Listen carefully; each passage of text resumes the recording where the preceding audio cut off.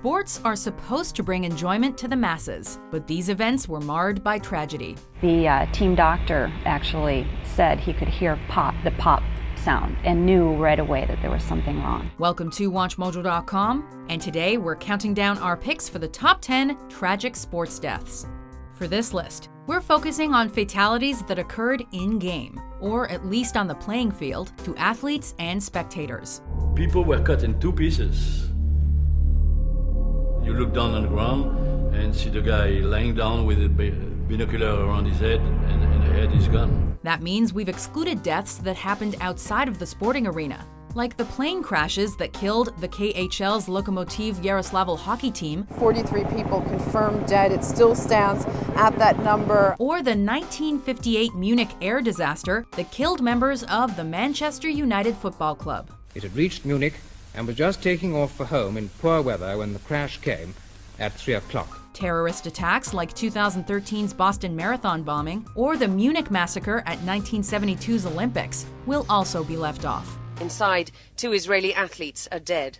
Another 9 Israelis held hostage by a group of Palestinian gunmen calling themselves Black September. As a warning, some of these scenes are graphic in nature, so this list is not for the faint of heart. At the time, he was struggling to sit up, and his eyes were open, and he was awake and alert at that time. I think I was probably joined, a few seconds later by the team doctor attending the game that night. Number 10, Benny the Kid Paret. Paret, the champion, white trunks, Griffith in black, in case you joined us late. This Cuban fighter was defending his welterweight title against Emil Griffith on March 24, 1962. This is probably the tamest round of the entire fight. The two boxers had previously each won one fight against each other, so naturally this one would be seen as the tiebreaker.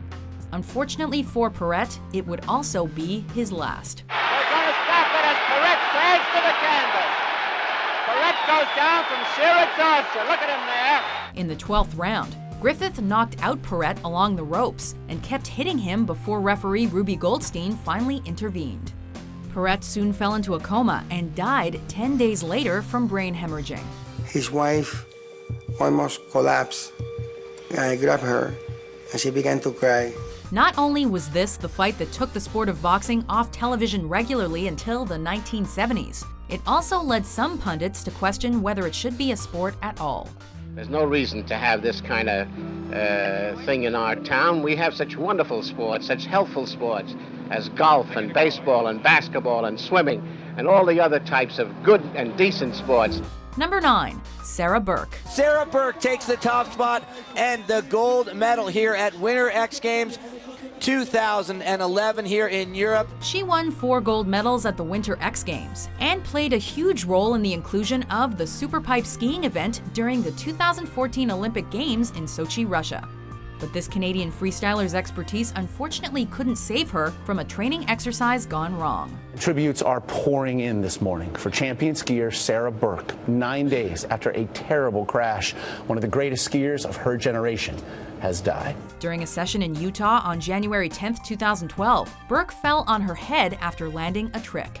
Sarah was doing something that was well within the realm of her abilities, a trick that she had done many times before. Although it seemed like a minor incident, she soon went into cardiac arrest before being admitted into hospital care, where she died of her injuries 9 days later. Doctors say Burke severed a vital artery and went into cardiac arrest, but the damage to her brain was just too severe. Sadly, her death came almost 2 years before the Superpipe's debut at the Olympics, an event in which Burke was favored to medal. Her work led the way for new freestyle skiing events at Sochi, and athletes from around the world have worn stickers on their helmets to remember and honor her. Number 8, Bill Masterton. Bill Masterton. You know the name. You hear it every year at the NHL Awards Gala. To present the Masterton Trophy. But do you know the man? Another incident that incited debate over the safety of a sport. Bill Masterton's remains the only death caused by an on-ice injury in NHL history, as well as the most recent death because of an injury sustained during a game in North American professional sports. When he fell and his head hit the ice, they could actually hear it from the bench. On January 13, 1968, Masterton, playing for the Minnesota North Stars, took a brutal but clean hit when 2 players collided with him. Masterton was hit by Larry Cahan and Ron Harris. He threw a pass over to me, and as I was receiving the pass, I was looking over towards him, and you could see that he got hit. With no helmet, he sustained serious head injuries from the hit itself and when his head hit the ice. And ultimately, he passed away 2 days later. On January 15, 1968, Bill Masterton died at 29. He's the only NHL player to die as a direct result of injuries suffered in an NHL game. In his honor, each year the NHL awards the Bill Masterton Memorial Trophy to a player who exemplifies perseverance and dedication to the game. Obviously, it's been well documented. Last year was tough for me. I think first of all, I'd like to thank the Arizona Coyotes for giving me an opportunity to get back on track. Number 7. Phillip Hughes. Serious concerns for Australian Test cricketer Phillip Hughes after he was struck by a bouncer during a Sheffield Shield match in Sydney. Having already represented his native Australia in international competition, Phil Hughes was on his way to a successful cricket career. What a way! What a way to get to your first Test 100. Phillip Hughes in just his second Test. Unfortunately, that ended on November 25, 2014, when Hughes was struck in the neck after having missed a hook shot to a bouncer. This led to a brain hemorrhage caused by a vertebral artery dissection. After being placed in a coma, Hughes never woke up, and he died 3 days before his 26th birthday. Taken from the game, his family and loved ones, at the age of just 25, he left the mark on our game that needs no embellishment. However, Hughes may not have died in vain. This incident caused redesigns in batting helmets that could prevent similar deaths in the future. Now apparently the ICC's come up with a new ruling that there's got to be another steel wire that goes slightly lower and then connects to the lower actual grid. Number 6. Owen Hart. 2-time Slammy Award winner! I knew it! I'm a winner! I did it! Woo! Seen as one of the greatest wrestlers in what was then known as the World Wrestling Federation, Owen Hart came from a wrestling dynasty, won many championships, and was a staple on pay-per-view. And Intercontinental Champion, Owen Hart! Sadly, Hart's career in the ring was cut short in May of 1999, when an equipment malfunction while he was being lowered into the ring during an event caused him to fall 78 feet. All the TV viewers could see was the aftermath, not the stunt. A grand entrance by champion wrestler Blue Blazer, flying into the ring from 5 stories above the Kemper Arena floor, crashing into a padded piece of metal that holds the ring together. Despite the best efforts of in-house medical personnel and doctors at the Kansas City hospital where he was transported, Hart died due to internal bleeding. Police say it's likely Hart accidentally pressed his harness release button too early. Number 5. Dale Earnhardt. How about Dale? Is he okay? Schrader has climbed out of his car. He and Earnhardt have crashed together. Dale Earnhardt's legacy will live on throughout the NASCAR circuit, as he is regarded as a legend. That trophy right there, my name's on it now. They can't take it off. My car's going in Daytona, USA. I don't care. I love it. I want it to be there. That's why his death will forever be remembered as one of the darkest days in the sport's history. This is undoubtedly one of the toughest announcements that I've ever personally had to make. But after the accident in turn 4 at the end of the Daytona 500, we've lost Dale Earnhardt. On the final lap of the Daytona 500 in 2001, a 3-car accident involving Earnhardt, Sterling Marlin, and Ken Schrader saw Dale Sr. run into a wall. Big trouble! Big wreck behind them! Suffering blunt force trauma to his head, Earnhardt died at the age of 49, and his passing led NASCAR to implement numerous safety measures in the aftermath. Aside from mandating head restraints, NASCAR had outfitted nearly all its tracks with energy-absorbing barriers by 2004. Number 4. Nodar Kumaritashvili. À la cérémonie d'ouverture des Jeux Olympiques d'hiver de 2010 à Vancouver. The 2010 Winter Olympics in Vancouver, British Columbia were supposed to be seen as a happy and momentous occasion.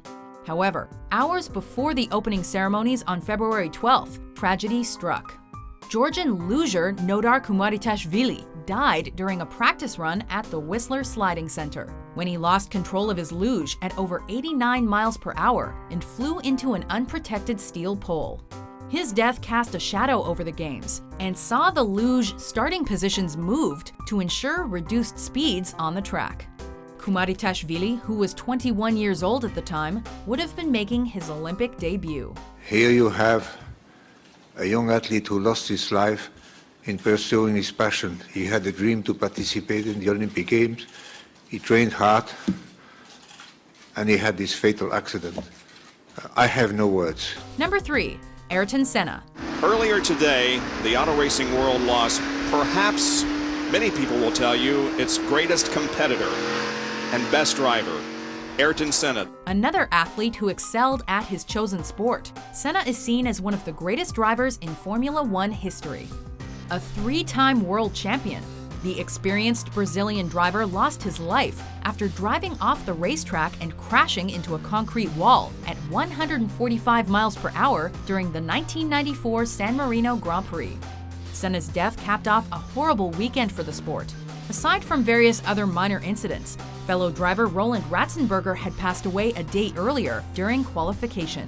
It's some 12 years since Formula One has had to come to terms with a driver fatality, but that doesn't make it any easier to come to terms with the death yesterday of the very popular Austrian Roland Ratzenberger. Fortunately, these high-profile incidents prompted the establishment of new safety procedures, hopefully averting similar misfortunes. I want to send our thoughts and prayers to the family of Ayrton Senna and all his fans.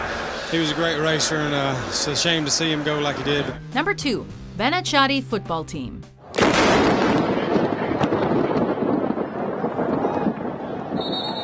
massive bolt of thunder, and the players have gone down on the pitch. The only team entry on our list. These deaths are among the most horrific and mysterious in sports history.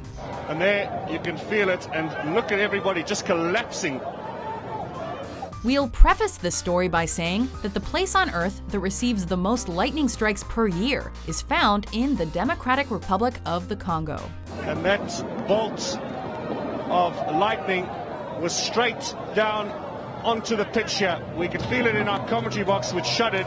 That ominous fact takes us to October 1998, when, during a match between Bennet Shtey and Basanga, lightning struck in the country, killing all 11 players from Bennet Shtey, but leaving the home team completely unscathed.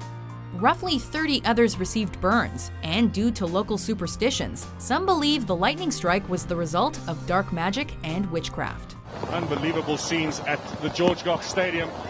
Before we unveil our number 1 pick, here are some honorable mentions. It's not like we saw signs that he wasn't feeling so well.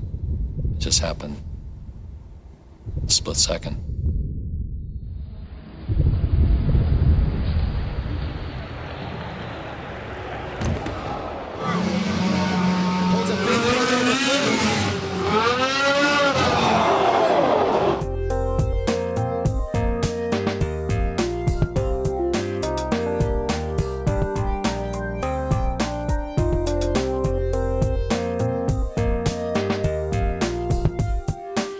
Number 1.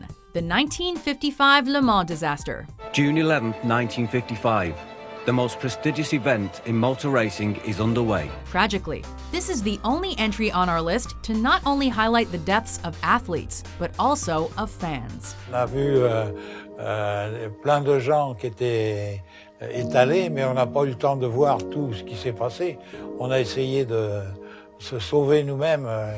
Regarded as the worst incident in the history of motorsports, the disaster occurred in June 1955 at the 24 Hours of Le Mans event, in an era before many of the safety precautions we know today were put in place. We don't even have speedometers in the cars. We don't care. All we want to know is if we're in control. During lap 35, a collision caused driver Pierre Levesque and his vehicle to fly through the air. Ultimately, the Mercedes-Benz landed on a concrete wall, exploded, and burst into flame, killing Levesque and sending debris from the wreckage flying into the crowd, where it killed an estimated 83 spectators and injured 120 more. Even today, there is still no confirmed death toll. Estimates range from 80 to 120 dead. Do you agree with our list? Which tragic sports death do you remember the most? For more sports top 10s published every day, be sure to subscribe to WatchMojo.com. It's what she worked for in her life, and I do believe she will She will be there. Her spirit will be there.